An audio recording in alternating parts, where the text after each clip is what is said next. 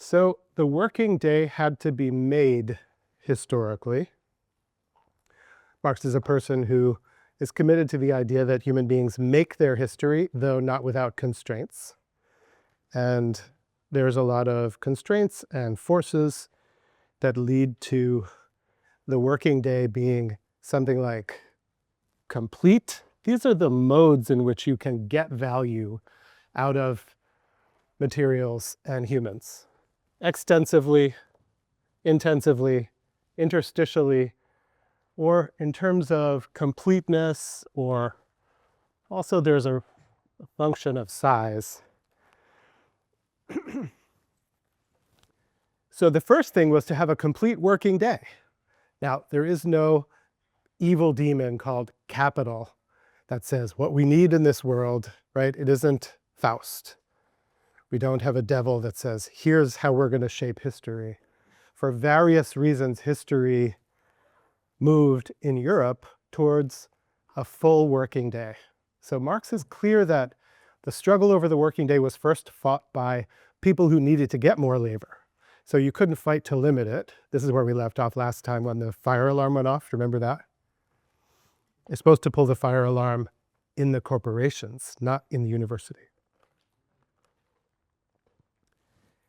He wants to know how we got to a place where there was a full working day to begin with, such that it could be struggled over for the interests of the workers. Well, first it's in the interest of those who are getting labor out of the workers.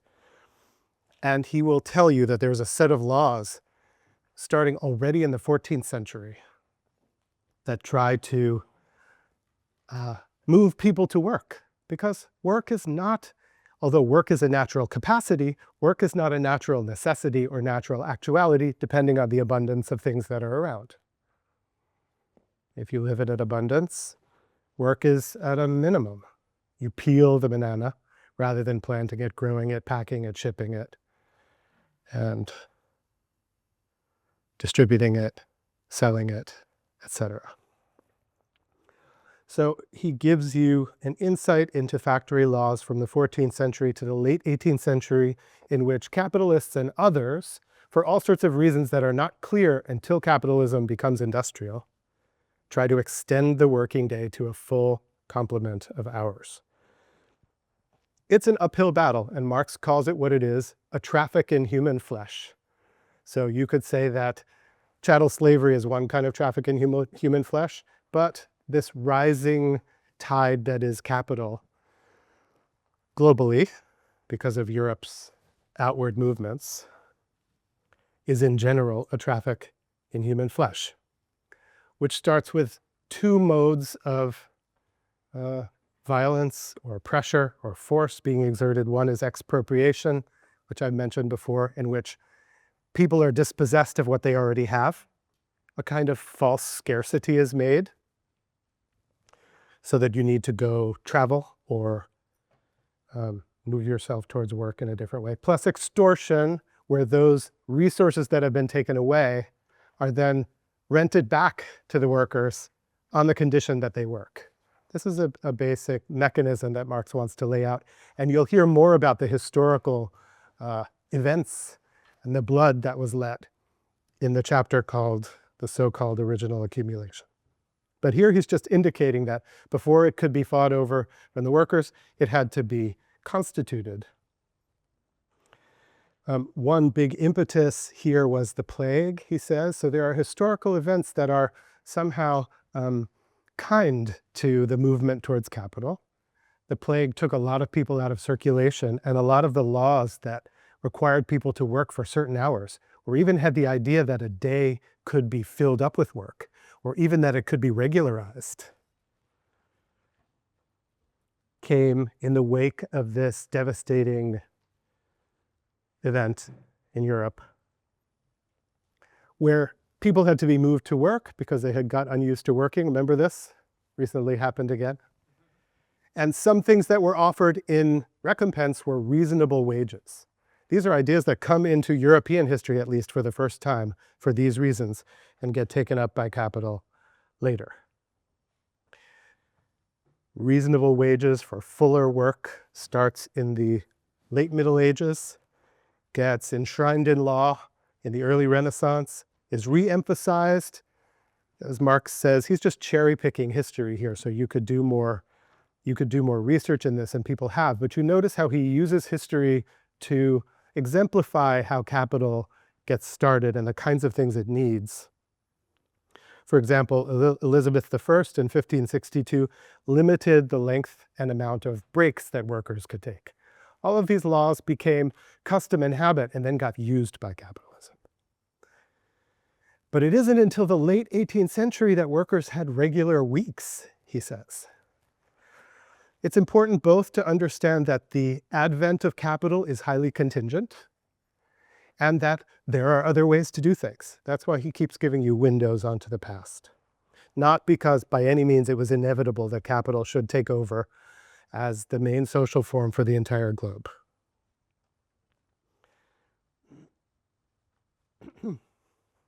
What had to be, and here's an important turning point for him in his argument, and also gives you an insight into the way capital works.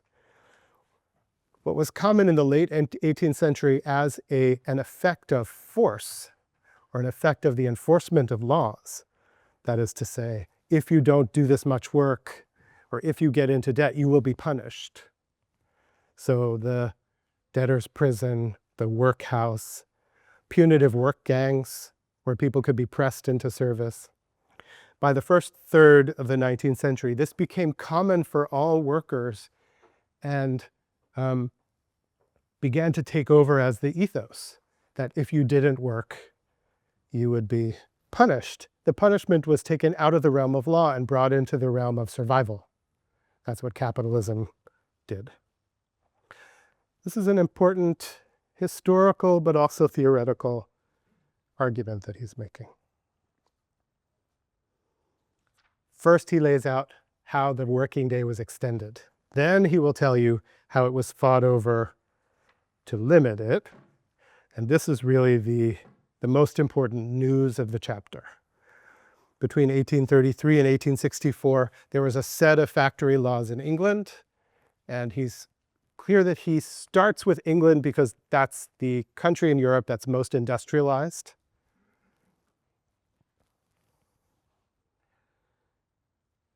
And in this story of labor and sympathetic politicians, it's almost a tragedy or almost a comedy. I'm not sure what it is. But the intentions go awry. That's what the story is here. It's a tragicomedy or a comic-tragedy. Because insofar as sympathetic politicians and laborers work and successfully limit the working day, it opens up whole realms of further exploitation for capital. At a certain point, capital will say, well, we have a 10-hour working day. How much more can we get out of them in the interstices and in the intensity of labor and in the completeness with which they use the machines and in making the day bigger than just the day, pushing it into the night, and in making the workers bigger than just an individual worker, and making each worker much smaller than an individual, just a part worker. This is the tragicomedy of the laws that limit the absolute length of the working day, which we said was absolutely 24 hours, but also absolutely limited by an individual's capacity to work for a certain amount of time. So you can follow the trials and tribulations of the Factory Acts. Marx treats them, it's almost a comic moment, I have to say. The tone is comic. Like, look at what happened. Look at these great Factory Acts and look at the aftermath. Kant's definition of a joke, take this with a grain of salt because Kant was not a funny human being, but he was good at defining things. Let's just say. So the definition of a joke is not funny, and that may be a fatal flaw. His definition of a joke is taking something that's meaningful and making it mean nothing. And that is, in a sense, what Marx is doing with the factory legislation. It doesn't mean what you think it means under capital, as any limit will not mean what you think it means under capital. That is, it's a limit to be consumed, to be gone around, to be gone under. But you have funny stories, and I want to make sure that you understand this, other sorts of comedies in which they're working to put into practice the Factory Act of 1833, which was largely supposed to limit the amount of hours that children worked, right? From a 12-hour day to a 10-hour day. I was trying all day yesterday to get my kid to do his homework, so I sympathize. We need some factory legislation. This is why I have bags under my eyes, because at midnight we were still working on the... And he tells you all about how even if they do go into effect, the factory owners nibble away at it, and it's very hard to enforce. But insofar as it failed, it opened up a whole other realm of struggle in which the workers finally won. It failed to be enforced, and it failed to be in effect as a law, but the workers were like, and this isn't not a bad thing, Marx thinks, it's just a fact. The workers were like, well, you don't have a law that's protecting us, that's keeping our children from working themselves to death or keeping us from having to work at your beck and call, so we'll just not go to work. The factory owners were like, okay, here's our limit. We'll give you a 12-hour workday, regardless of the legislation. And still, the workers who fight for the absolute length of the working day are missing all the other more subtle ways in which capital will exploit them, and which are very hard to fight against. You will see when we get to the other big fat chapter, the machinery chapter, how hard it is to struggle against machines. It's like they don't respond in the same way. Sabotage is possible, but machines can be fixed and repurchased, and the takeover of factory work by machines cannot be stopped.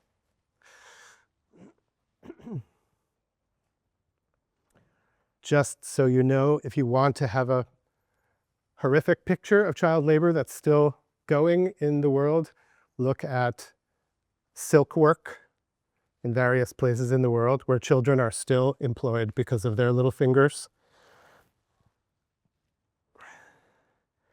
So you can see that even limiting these things is an ongoing battle, and as capital expands and takes over in other places in the world, the battles have to be fought again. Here are some of the downsides of trying to legally limit child labor. Did you get these? It kind of sucks if you want to fight legal battles. Insofar as you limit child labor time, it establishes child labor as part of the system. This is Marx's point. Insofar as you limit child labor, it changes the terms of the battle from how long they work to what is a child? Remember these funny parts? They're like, well, a child doesn't start till, wait, what was it? They're trying to limit work under 10, so they say, well, a child is only under 6. Sure, we can limit that. They can redefine what a child is. They can redefine what counts as a starting time for labor. They can put children in relays where it doesn't take children out. It might reduce the time for any individual child, but it brings many more children into the labor force. Is that a good or a bad? You can see how capital tries to overcome all these limits. Through cheating, through reinterpreting, through the obvious silences of any law, which always open up all the areas that are not regulated for capital to exploit. These are what he's showing you here are the limits to legal limitation on capital.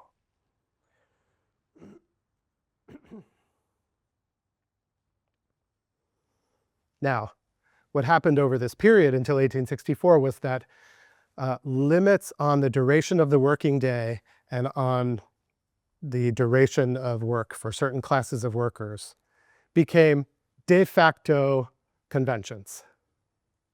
You couldn't get around it. So even though child labor wasn't under 14 wasn't banned until, in England, until 1933, I believe, so not that long ago,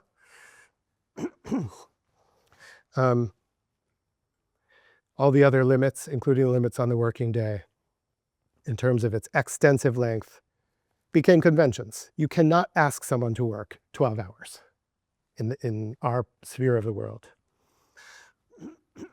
So what did they do? Well, the pressure to produce surplus value is unending and increasing. So Marx will show you how internal to the system of capital, pardon me, there's a possibility for increasing surplus value that doesn't involve extending the working day. And here we get to chapter 9, the rate and amount of surplus value.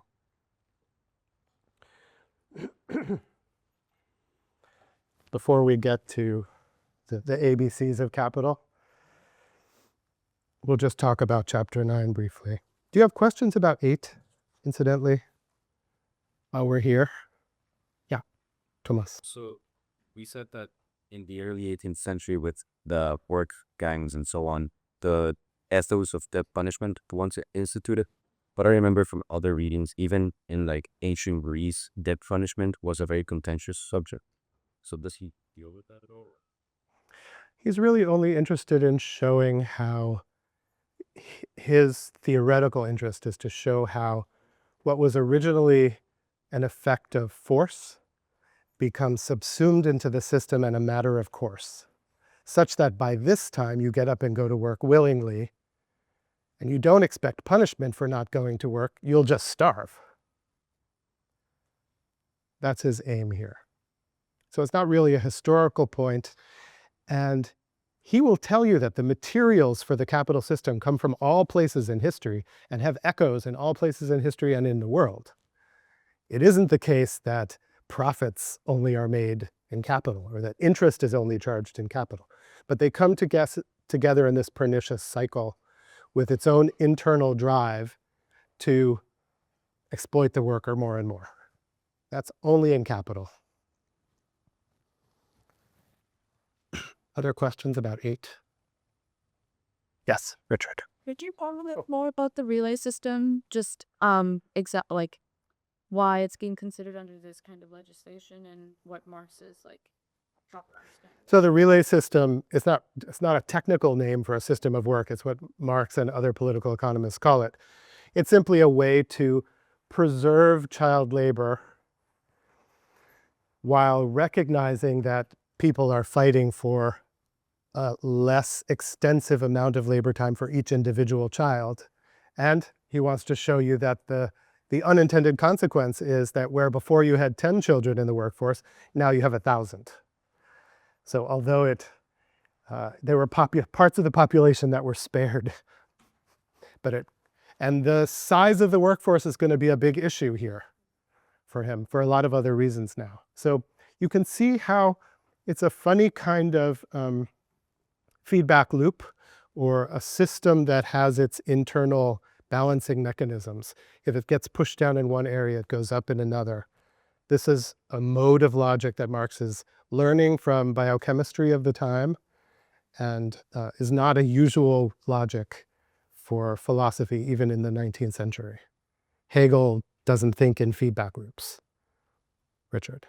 I'm sort of like thinking about like the form of this chapter, because like in the previous chapters, like it was very like abstract and philosophical. Why is he upskilling randomly into all this things? That's a great question. What is the structure of this book? Why does he suddenly talk about history after we've been talking about quasi-metaphysical value objects and ghostly objecthood and money as a universal equivalent, all these highly abstract features? Well, don't forget that it is the capital system that actually and really abstracts these things. It's not a matter of abstract thought. Money is as real as anything else, even though it doesn't have any useful qualities aside from trade. So that's one answer, right? You could say, in general, this book is not abstract at all. Its abstraction is not what's causing your problem, because you use money all the time. Abstract is not opposite to real. Abstract means it doesn't have sensual useful qualities for your own individual life, except one, in terms of money. You can trade it for anything. Why does he get to this chapter now? Well, the parts of the book really help you. So if you can really Maybe this class is only for the purposes of understanding the different parts. I have to look at the index. Good thing we made an index. I mean a table of contents. He's concerned with the production of absolute surplus value. What is absolute surplus value? Does anyone know? Why is it absolute? It's the surplus value you get from trying to extend the working day. Yeah, that's the definition. Absolute surplus value is what you get from trying to extend the working day. It's absolute because it has an absolute limit, 24 hours, or the capacities of an individual worker, or the capacities of a group of workers. So you cannot extend it past a certain point. So you can know it relatively precisely and permanently. And where capital needs to grow, it can't find any more there. And so he needs to demonstrate this. And the way he demonstrates it is by, we look at the end of chapter 7, necessary labor and surplus labor taken together. In other words, the periods of time during which a worker produces both the replacement value of his labor power and surplus value constitute the absolute magnitude of his labor time, or the working day. What he will show here is no matter what happens, you can't extend it. And no matter how much it tries to be limited, well, the limits to the working day, which become absolute over time, right? Absoluteness is historically absolute. One is logically absolute, no more than 24 hours. Let me know if you figure out a way to expand that. You will be the next multi-billionaire, trillionaire, if you can do that. But these other limits become absolute too. They don't change. And this is the saga in which you learn how they don't ultimately change. And also how absolute value necessarily, because of capital's drive to accumulate, leads to relative surplus value as the only mechanism by which capitalists can increase their rate and amount of surplus value. Isn't this fun? Rate and amount of surplus value, chapter 9. Another question. Why does the capitalist constantly need to increase the rate of surplus value? Like, why is there no limit on the amount that will satisfy the capitalist? Volume 3. You just have to take it on faith that capital has a drive to infinite accumulation. And capitalists feel this, let's say, and become the instruments of this drive. We will begin to see one of the reasons when we get to the concept of surplus value and also the techniques by which it's increased. I'll give you a couple of simple reasons. So you understand that the book is structured to start from the narrow entry point and show you how things are not as they seem in your relationship to commodities and labor. Then it shows you the actors, the functions of capital, who are the workers and the capitalists, and how they relate to one another in the production of value. First, it shows you how production of useful goods becomes the production of value. Then it shows you how this production of value is fought over and shaped under the limits of capital in time and space and capacity, and also in innovation. And much later you get to the need for infinite accumulation, but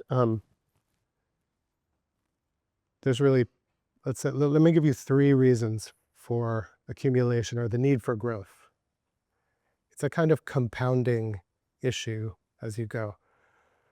First of all, there's the need for more. So we're dealing now with the need for more, right? More than just the value that's created by the worker in making a thing.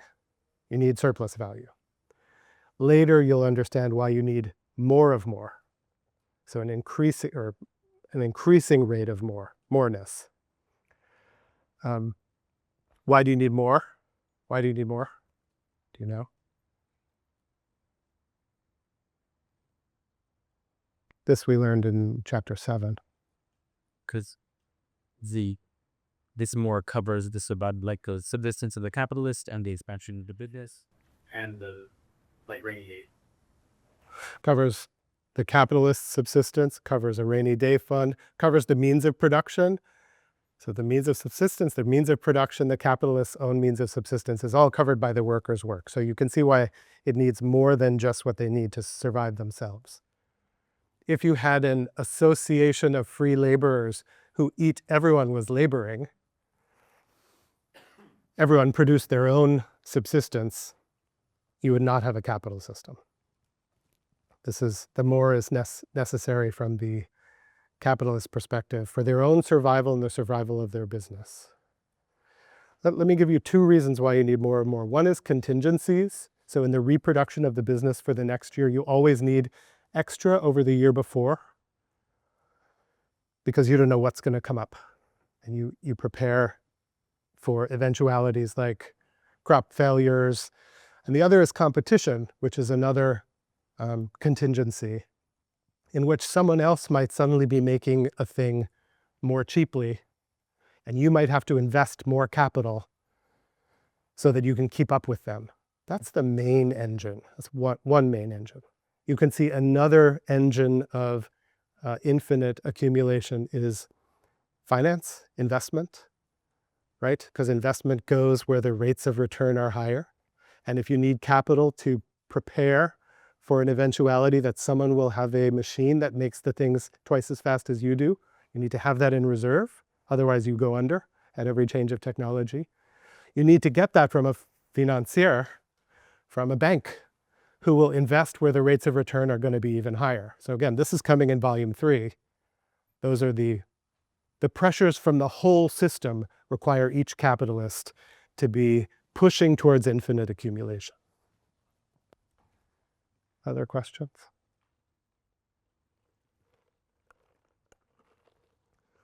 Okay, let's work on rate and amount of surplus value. I only want to give you a sense. This is chapter 9.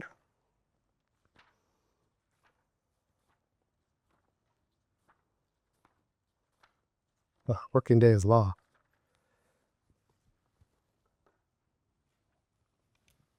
Here he's beginning on a topic that becomes very important later, the relationship between constant capital and variable capital. To remind you what they are, constant capital is the investment in means of production that only transfers its value to the commodities. It's constant because it doesn't add anything. Variable capital, we know, is only labor in Marx's account, and it is the amount a capitalist has to spend on labor power whose return is greater than the investment. It's the only place the more comes from, according to Marx. Whereas constant capital is the amount a capitalist has to spend on the means of production where the return is equal to the advance. No capitalist would continue if they only got back what they put in. So the difference between variable capital and constant capital matters. It's not the place where you can ratchet up the lever to get more out of it. That we're going to see in the later chapter is between surplus value and the value of labor power. But later, the relationship between constant and variable capital is going to become very important because in very capital-heavy industries, they have a lower rate of profit overall than in other industries because you can only get more out of the labor. That becomes important later. That's called the organic composition of capital. Thomas, and then The constant capital, is that equivalent to the economic term fixed capital? not exactly. Constant capital has to do with the rate of return. Fixed capital has to do with like how long it lasts. Fixed capital is compared to the raw materials. Fixed capital is like machinery. But constant capital includes the materials. These are fine distinctions. Samuel. Does Marx allow for times when variable capital returns less than it's invested? Like Sure. everyone gets sick. Yeah. No. Yeah, variable capital, labor often returns less than you invest in it. And then You either have to push harder in the next quarter, or you go out of business eventually if it keeps going that way. In any individual capital situation, in a business, let's say, these things fluctuate as they fluctuate. Labor is like, I don't know, everyone gets wiped out by COVID for 6 weeks and you're in trouble. And in another business, in another part of the world, same industry, they don't. This is part of the averaging of the way these things work. We're dealing now hypothetically with individual capitals. Volume 1 deals with individual capitals. But of course, you have to understand that these things are spread out and averaged over a whole economic system, over whole industries, in sectors and between sectors. Okay.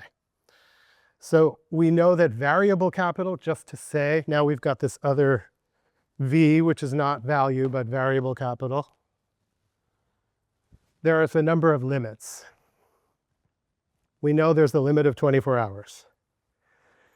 We know there's an individual worker's limit of their capacities.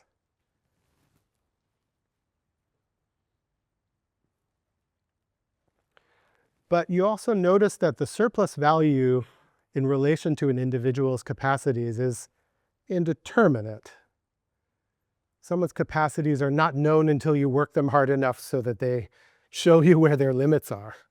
It's very different than the extension of a working day.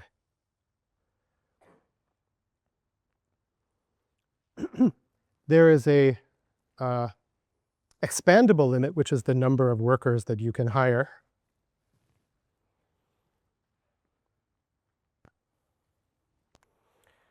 And out of these limited situations, the capitalist has to be able to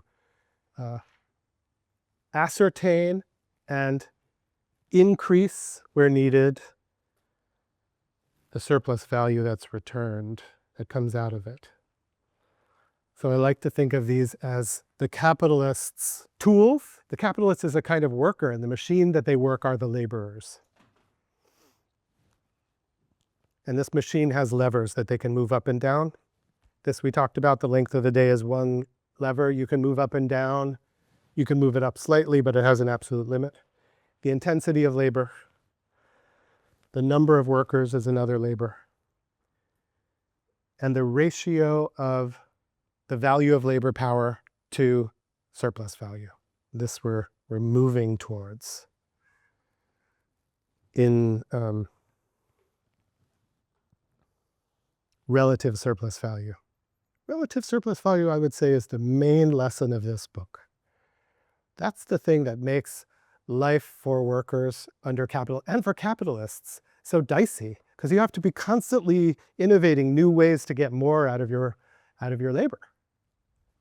That's no fun. That's clearly why I'm clearly not a capitalist, let's say, because that doesn't sound fun to me.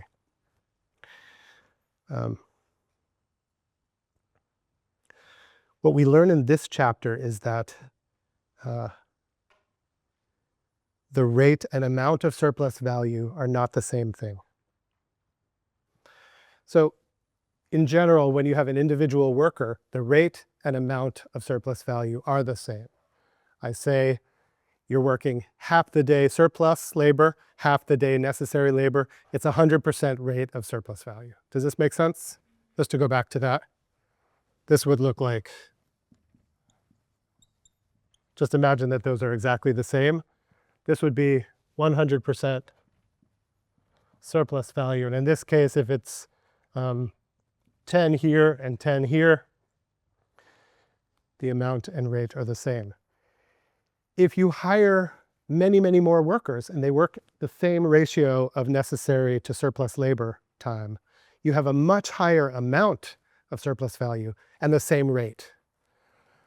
This is the impetus to collectivize, cooperatize, to make a group subject out of labor. This is one of the impetuses. With one worker in your business, you can never make the amount higher than the rate. And of course, capitalists are most interested in the amount, the absolute amount of surplus value that comes back, because they have an absolute amount of things they have to cover, loans they have to pay back, future contingencies they have to plan for. AJ. under collectivized labor, is there also that same impetus to create relative surplus value, or is that only a feature of capitalism? You mean under previous kinds of group labor? Sure. No, there is no relative surplus value. There's no need to increase it under other systems. Only here. Samuel.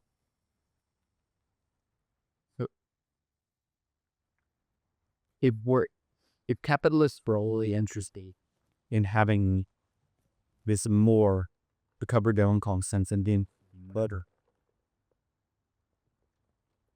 wouldn't we, like, I feel like we've gone beyond that in the sense that expanding a business also costs more. So the amount you're getting is more, but you're gonna have to put more of that into your slush fund, and you're gonna have to put into your rainy day fund, and you're gonna have to put. Well, and also when you increase, that's a good point. So Samuel's point is that when you increase from 1 worker to 100 workers, you have to have a lot more capital. And that's where we're getting to this in the cooperation chapter. You have to pay that much more wages up front. You have to have that money in absolute terms. And you have to put that much more means of production into movement. So you have to have more tools and more raw materials. No question. That's why the capitalists are few and the workers are many. Capital has to concentrate to put more laborers to work. We're getting to that in the cooperation chapter. That's a good intuition. Yeah. Oh, sorry. There were 2 of you raised your hands. David. Going back to the idea that how capitalist logic essentially forces capitalists to constantly strive for economic growth. I'm wondering if you talk a bit about the proposed logic of something like the degrowth. Degrowth. The question is whether degrowth, I think your question is maybe slightly suspicious question. I don't know. I'm suspicious of whether degrowth can actually have an effect on the capital system. Marx thinks at this point that the only way to stop the growth impetus is to overcome capital, the capital system. The rest of that question, which is exploring the different degrowth movements and talking about Kohei Saito's book on degrowth, is for a different class. Was trying to understand. You said here the rate was equal to the amount of surplus value. Yeah. Where for one worker is 10. Yeah. So what do you mean by like 100% rate is equal to amount of 10? What do I mean?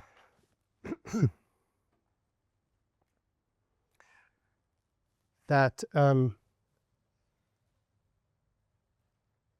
it's not that the 2 are equal, it's that the amount doesn't change. The amount will only change if the rate goes up. Here, with 100 workers, the absolute amount changes without the rate going up. So hiring more workers, having a collectivized, this is just one benefit of having a troop. Marx uses military metaphors in the cooperation chapter. Having a troop of laborers is beneficial in absolute terms because the rate can stay the same. So you don't have to exhaust anybody, but you're getting much more of an absolute amount of surplus value out of it. If you can afford that, yeah. I had a follow up on the other question about expanding your business. And I'm sure that this will come up again later, but how much of the constant capital can go towards buying new machinery? Or does that all come from like the investing surplus value back into the business? Constant capital is an important topic. It will become more important as we go on here. Again, he's working with a simple schema first, where you have a difference between constant and variable capital. How much you have to invest in constant capital, how much of your surplus value has to go into, let's say, new constant capital, is an issue. And that's another thing that drives capitalists towards growth rather than stagnation or stasis. Because as you'll see in the cooperation chapter and the concept of relative surplus value. When a technical revolution happens, you have to get on board or else you're dead. And so in full-fledged capital system, where technical revolutions change the rate and amount of surplus value like that, suddenly people are using weaving machines. You can't afford to pay your weavers because they're selling for a quarter of what you sell for, or they're making that much more product and can keep investing in machinery, can spread their machinery out, can improve their machinery. You have to get on board or you die. All right, there's lots of questions. I'm afraid we're not going to move on. Samuel? So this is a quick question. It might be kind of silly. Why? So Marx is describing a system where capitalists act on their amount, the absolute amount of value they get by exploiting the laborer, basically, by having them work these surplus time. Yeah. And why does this analysis not include what I feel is also happens a lot, which is like price gouge, right? Where capitalists create monopoly, which was happening in the 19th century, where Sure. Monopoly is a... and cartels and whatever, where capitalists can extort the buyer. The question is about monopoly, price gouging, cartels, collusion, price fixing, all sorts of ways in which you get more out of the buyer. Marx is concentrating here. Are you okay? Yeah, that's small and wrong. Okay. Marx does that to you. Marx is isolating certain features of capital, which have not been isolated. That is, here the production process. Those are on the merchant side and on the exchange side, and that is dealt with in volume 2. But it turns out that those things, in the end, are much weaker than the forces of production, the creation of surplus value. If I overcharge because I have a monopoly, very soon someone is going to break that monopoly. This is Marx's idea, at the very least, and Ricardo's idea. Monopolies get broken, either by laws or by innovative new technologies, which render the whole industry obsolete. So the movement of capital, he thinks, is towards things selling at their value. That's the tendency. Aidan, you have a question. What is it about the collectivization of labor that allows you to expand your margins, whereas the individual worker sees the same? I mean, it's just it's purely mathematical. You have, you're just making more surplus value. So here, if you have 100 workers, you're making 1,000 in surplus value, and you have 1,000 that you have to lay out, right? You're making that back too, of course, right? So your absolute amount goes way up. This is it's a preparation. It's a bit of an abstraction. It's a preparation for understanding how rate and amount have a different effect on how much the capitalist gets back. Just keep that in mind, okay? Let's go on. Now we get to the center of the book, section 4. How are we doing for time? Ooh, we have hardly any time. The production of relative surplus value. This is the place where capitalists really shine. In this chapter, we'll come back to it on Wednesday and spend some time with it. There are 3 crucial issues. One is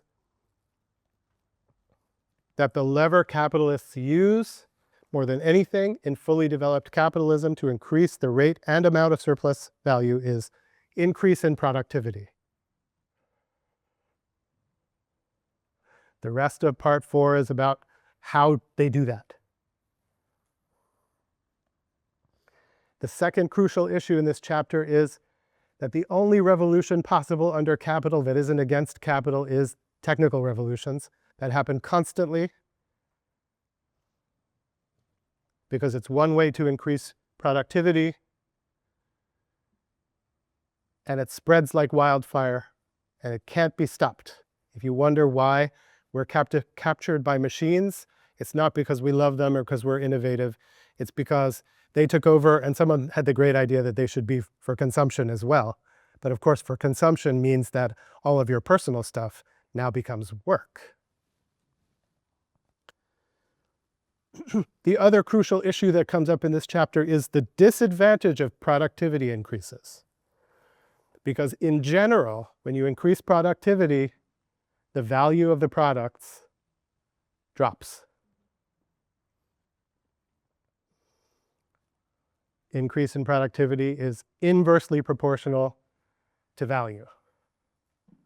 So what to do? It looks like you can never get ahead, because if I make more of the same in the same amount of time, since we know socially necessary average abstract labor time, SNALT, is what determines value. If I can make it faster, if the social average for making something is faster, the value drops. What to do? The upshot, which we'll get to next time, is that only certain types of productivity increases actually increase the capitalist bottom line. Those are increases in the productivity on the means of subsistence, on products that go into necessary labor time, or the value of labor power. So let's just look at this before you go. The ABCs of capital. This is the center of the book. Since we can't, this is an absolute limit, the limit of the day, we have to change the ratio of the value of labor power to surplus value. That's the only way that they can increase their take, is by driving the value of labor down. So Marx shows you that if you can move B to B prime, then relatively speaking, the amount of surplus value is more in relation to the value of labor power. That's why this is called relative surplus value.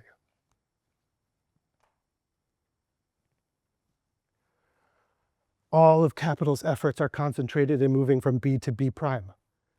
In modern, full-fledged, competitive, industrial and hyper-industrial capital, including in finance capital, all focused on that gap.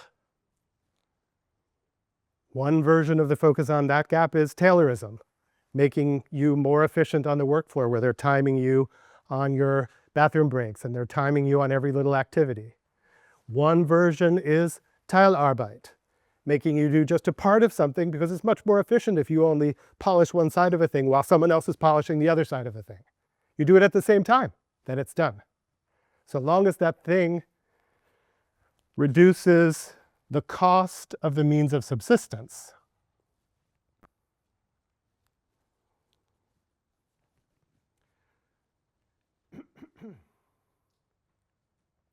that could include utilizing more completely the machines that make your means of subsistence. What's a means of subsistence? Healthcare, housing, nourishment, what else? Clothing. So shirts is his example.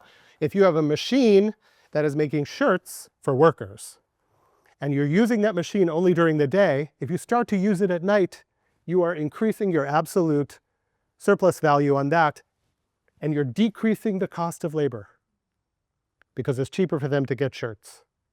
If that means you need to get shirts for 1 cent an hour of labor from Bangladesh or Vietnam or wherever you get it, temporarily, that decreases the cost of labor where you are and increases the surplus value. So the completeness of the use of machines is one important lever for them. The size of the workforce is a lever. The interstitial increases where you're not taking that many breaks and you get to work on time or you get to work early.